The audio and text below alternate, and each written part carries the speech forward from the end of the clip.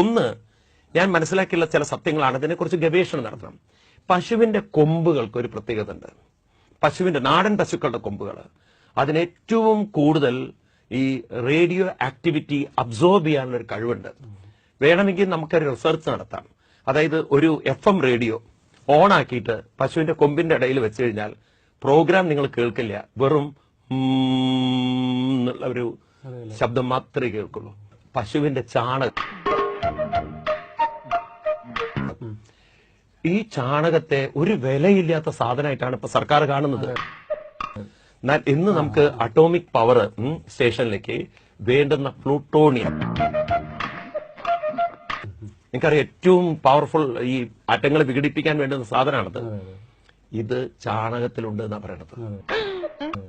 അങ്ങനെയാണെങ്കിൽ ഗവൺമെന്റ് തലത്തില് ഈ ചാണകത്തിൽ നിന്ന് പ്ലൂട്ടോണിയം വേർതിരിക്കാൻ പറ്റുകയാണെങ്കിൽ വലിയൊരു സമ്പദ് വ്യവസ്ഥ തന്നെ നമുക്ക് ഉണ്ടാക്കാം. കാരണം ഇന്നത് നമുക്ക് വിദേശ രാജ്യങ്ങളിൽ നിന്ന് പോലും കൊണ്ടുവരേണ്ട അവസ്ഥയുണ്ട്. അത്രയും പ്ലൂട്ടോണിയം ഈ സാധനത്തിൽ ഉണ്ടെന്നാ പറയുന്നത്.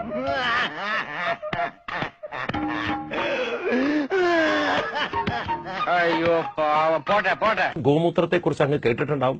ഇപ്പൊ ക്യാൻസർ മാറ്റാനുള്ള കഴിവ് ഈ നാടൻ പശുവിന്റെ ഗോമൂത്രത്തിനുണ്ടെന്ന് വളരെയധികം ശാസ്ത്രീയമായി തെളിയിച്ചിട്ടുണ്ട്. ഞാൻ ഗോമൂത്രം ഡിസ്റ്റിൽ ചെയ്യുന്ന ആളാണ്.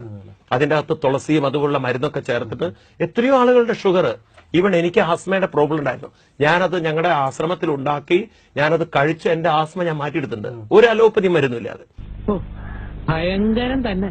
എന്റെ വളരെ അസോസിയേറ്റ് ചെയ്ത് പ്രവർത്തിക്കുന്ന ജെയിംസ്, അതൊരു ക്രിസ്ത്യാനാണെങ്കിലും ഞാൻ അദ്ദേഹത്തിനോട് പറഞ്ഞു, അദ്ദേഹത്തിന് ക്യാൻസർ, ബ്ലഡ് ക്യാൻസർ വന്നിട്ട് അദ്ദേഹം ഗോമൂത്രം കഴിച്ചിട്ട് വേറെ മറ്റു മരുന്നുകൾ കുറച്ച് കഴിച്ചു,